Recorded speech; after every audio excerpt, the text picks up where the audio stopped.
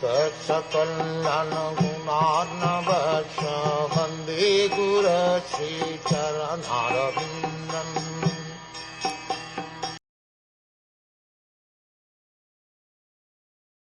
Sri Maitreya said, after hearing the statement of his mother, Kapil could understand her purpose, and he became compassionate towards her because of being born of her body.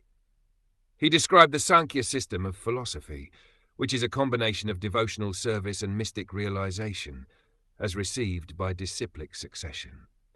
Lord Kapil said, "The senses are symbolic representations of the demigods, and their natural inclination is to work under the direction of the Vedic injunctions.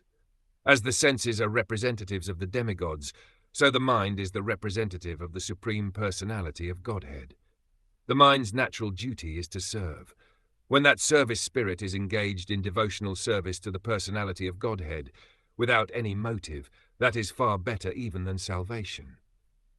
The senses of the living entity are always engaged in some occupation, either in activities prescribed in the injunctions of the Vedas or in material activities. The natural inclination of the senses is to work for something, and the mind is the center of the senses. The mind is actually the leader of the senses. Therefore it is called sattva. Similarly, the leader of all the demigods who are engaged in the activities of this material world, the sun god, moon god, Indra and others, is the Supreme Personality of Godhead. It is stated in the Vedic literature that the demigods are different limbs of the universal body of the Supreme Personality of Godhead. Our senses are also controlled by different demigods. Our senses are representations of various demigods, and the mind is the representation of the Supreme Personality of Godhead. The senses, led by the mind, act under the influence of the demigods. When the service is ultimately aimed at the Supreme Personality of Godhead, the senses are in their natural position. The Lord is called Hrishikesha, for he is actually the proprietor and ultimate master of the senses. The senses and the mind are naturally inclined to work, but when they are materially contaminated, they work for some material benefit or for the service of the demigods, although actually they are meant to serve the Supreme Personality of Godhead. The senses are called Hrishika, and the Supreme Personality of Godhead is called Hrishikesha. Indirectly, all the senses are naturally inclined to serve the Supreme Lord. That is called bhakti. Kapil Dev said that when the senses, without desire for material profit or other selfish motives, are engaged in the service of the Supreme Personality of Godhead, one is situated in devotional service.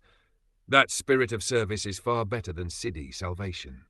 Bhakti, the inclination to serve the Supreme Personality of Godhead, is in a transcendental position far better than mukti, or liberation. Thus, bhakti is the stage after liberation. Unless one is liberated, one cannot engage the senses in the service of the Lord.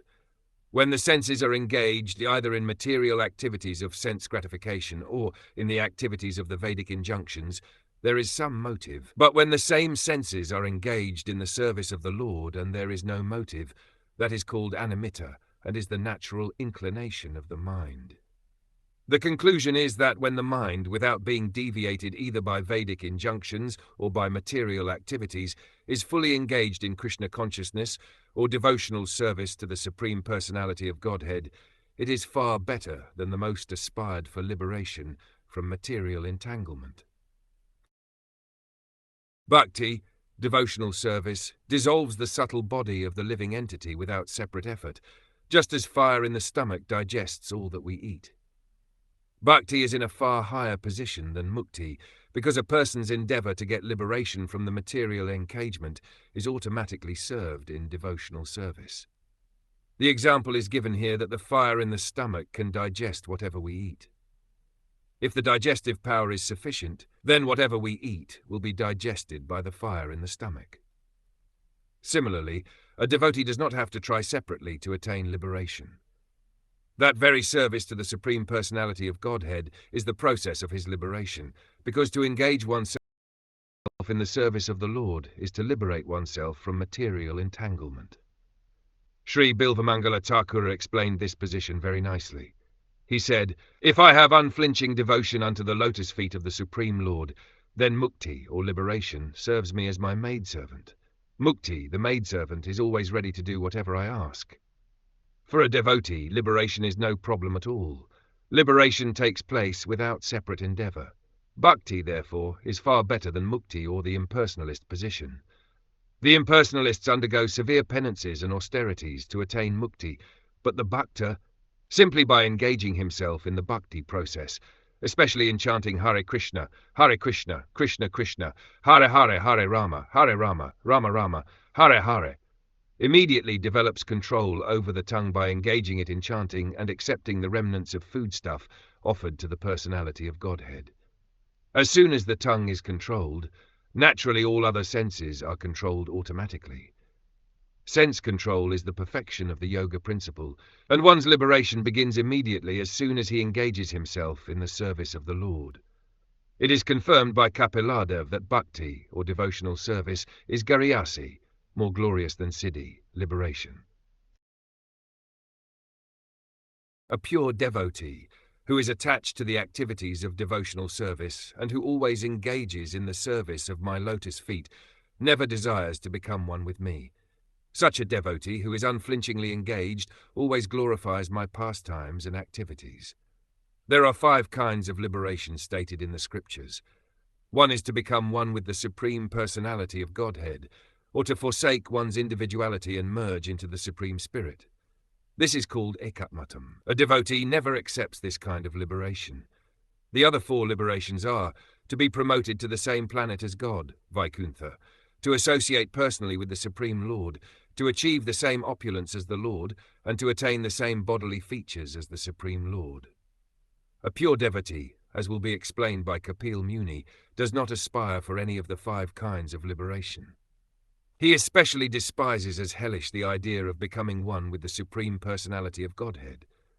Sri Prabhupada Sarasvati, a great devotee of Lord Chaitanya, said, Kaivalyam Narakaya, the happiness of becoming one with the Supreme Lord, which is aspired for by the Mayavadis, is considered hellish. That oneness is not for pure devotees.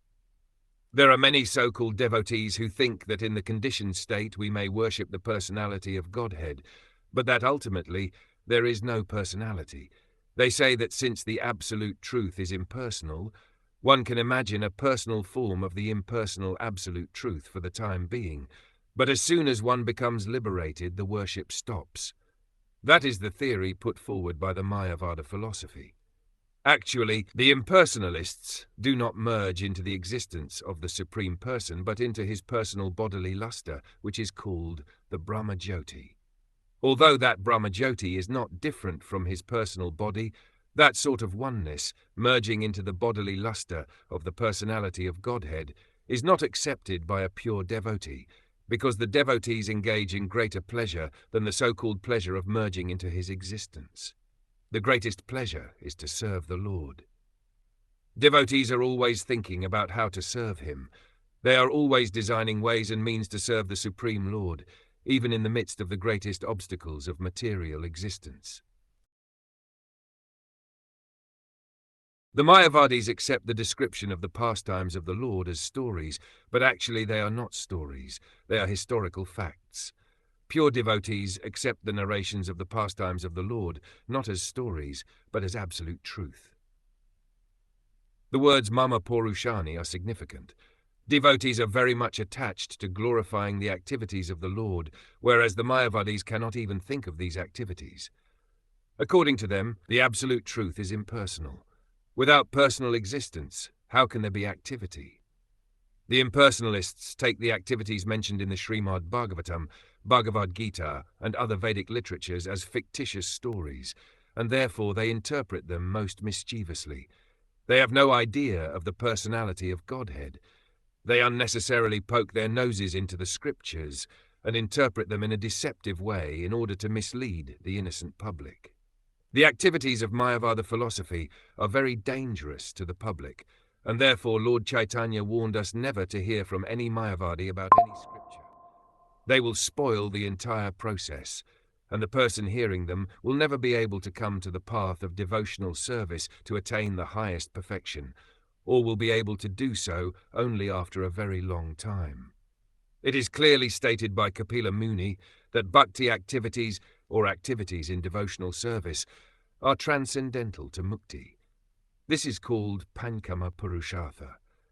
Generally, people engage in the activities of religion, economic development, and sense gratification, and ultimately they work with an idea that they are going to become one with the Supreme Lord, Mukti. But bhakti is transcendental to all these activities. The Srimad Bhagavatam, therefore, begins by stating that all kinds of pretentious religiosity is completely eradicated from the Bhagavatam. Ritualistic activities for economic development and sense gratification, and, after frustration in sense gratification, the desire to become one with the Supreme Lord, are all completely rejected in the Bhagavatam. The Bhagavatam is especially meant for the pure devotees who always engage in Krishna consciousness in the activities of the Lord and always glorify these transcendental activities. Pure devotees worship the transcendental activities of the Lord in Vrindavan, Dvaraka and Mathura, as they are narrated in the Srimad Bhagavatam and other Puranas. The Mayavadi philosophers completely reject them as stories, but actually they are great and worshipable subject matters, and thus are relishable only for devotees. That is the difference between a Mayavadi and a pure devotee. O my mother, my devotees always see the smiling face of my form, with eyes like the rising morning sun. They like to see my various transcendental forms, which are all benevolent, and they also talk favorably with me. Mayavadis and atheists accept the forms of the deities in the temple of the Lord as idols, but devotees do not worship idols. They directly worship the personality of Godhead in his Arca incarnation. Arca refers to the form which we can worship in our present condition. Actually, in our present state, it is not possible to see God in his spiritual form, because our material eyes and senses cannot conceive of a spiritual form. We cannot even see the spiritual form of the individual soul. When a man dies, we cannot see how the spiritual form leaves the body. That is the defect of our material senses. In order to be seen by our material senses, the Supreme Personality of Godhead accepts a favorable form which is called Arca Vigraha. This Arca Vigraha, sometimes called the Arca Incarnation, is not different from him. Just as the Supreme Personality of Godhead accepts various incarnations, he takes on forms made out of matter, clay, wood, metal, and jewels. There are many Shastric injunctions which give instructions for carving forms of the Lord. These forms are not material. If God is all-pervading, then he is also in the material elements. There is no doubt about it, but the atheists think otherwise.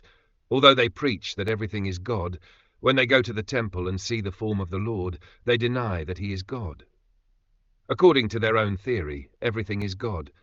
Then why is the deity not God? Actually, they have no conception of God. The devotee's vision, however, is different.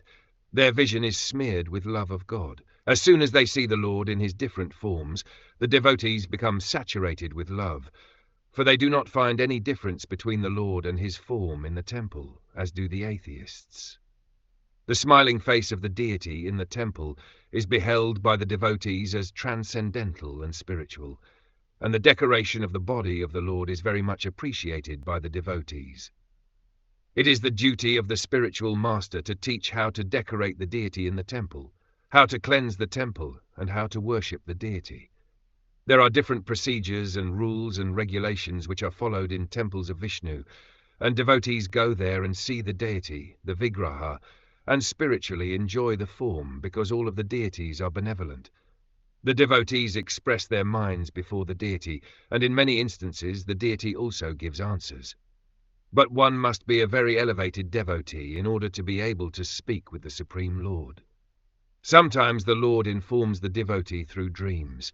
These exchanges of feelings between the deity and the devotee are not understandable by atheists, but actually the devotee enjoys them. Kapila Muni is explaining how the devotees see the decorated body and face of the deity and how they speak with him in devotional service. Upon seeing the charming forms of the Lord, smiling and attractive, and hearing his very pleasing words, the pure devotee almost loses all other consciousness. His senses are freed from all other engagements, and he becomes absorbed in devotional service. Thus, in spite of his unwillingness, he attains liberation without separate endeavor. There are 3 divisions of devotees: first class, second class, and third class. Even the third-class devotees are liberated souls. It is explained in this verse that although they do not have knowledge, simply by seeing the beautiful decoration of the deity in the temple, the devotee is absorbed in thought of him and loses all other consciousness. Simply by fixing oneself in Krishna consciousness, engaging the senses in the service of the Lord, one is imperceptibly liberated. This is also confirmed in Bhagavad Gita. Simply by discharging uncontaminated devotional service as prescribed in the scriptures, one becomes equal to Brahman.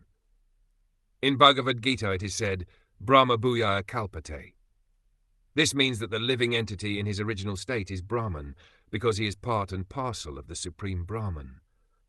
But simply because of his forgetfulness of his real nature as an eternal servitor of the Lord, he is overwhelmed and captured by Maya. His forgetfulness of his real constitutional position is Maya. Otherwise, he is eternally Brahman. When one is trained to become conscious of his position, he understands that he is the servitor of the Lord. Brahman refers to a state of self-realization. Even the third-class devotee, who is not advanced in knowledge of the absolute truth, but simply offers obeisances with great devotion, thinks of the Lord, sees the Lord in the temple, and brings forth flowers and fruits to offer to the deity, becomes imperceptibly liberated. Shraddhayanvita. With great devotion, the devotees offer worshipful respects and paraphernalia to the deity. The deities of Radha and Krishna, Lakshmi and Narayana, and Rama and Sita are very attractive to devotees, so much so that when they see the deity decorated in the temple of the Lord, they become fully absorbed in thought of the Lord. That is the state of liberation. In other words, it is confirmed herewith that even a third-class devotee is in the transcendental position above those who are trying for liberation by speculation or by other methods. Even great impersonalists like Shukadeva of Goswami and the four Kumaras were attracted by the beauty of the deities in the temple, by the decorations and by the aroma of tulasi offered to the Lord, and they became devotees. Even though they were in the liberated state, instead of remaining impersonalists, they were attracted by the beauty of the Lord and became devotees. Here, the word vilas is very important. Vilas refers to the activities or pastimes of the Lord. It is a prescribed duty in temple worship that not only should one visit the temple to see the deity nicely decorated, but at the same time he should hear the recitation of Srimad Bhagwatam, Bhagavad Gita, or some similar literature, which is regularly recited in the temple. It is the system in Vrindavan that in every temple there is recitation of the Shastras. Even third-class devotees who have no literary knowledge or no time to read Srimad Bhagwatam or Bhagavad Gita get the opportunity to hear about the pastimes of the Lord. In this way their minds may remain always absorbed in the thought of the Lord, his form, his activities, and his transcendental nature. This state of Krishna consciousness is a liberated stage. Lord Caitanya, therefore, recommended 5 important processes in the discharge of devotional service. 1. To chant the holy names of the Lord, Hare Krishna, Krishna Krishna, Hare Hare, Hare Rama, Rama, Hare Hare. 2. To associate with devotees and serve them as far as possible. 3. To hear Srimad Bhagavatam. 4. To see the decorated temple and the deity. And, if possible, 5. To live in a place like Vrindavan or Mathura. These 5 items alone can help a devotee achieve the highest perfectional stage. This is confirmed in Bhagavad Gita and here in the Srimad Bhagavatam. That third-class devotees can also imperceptibly achieve liberation is accepted in all Vedic literatures.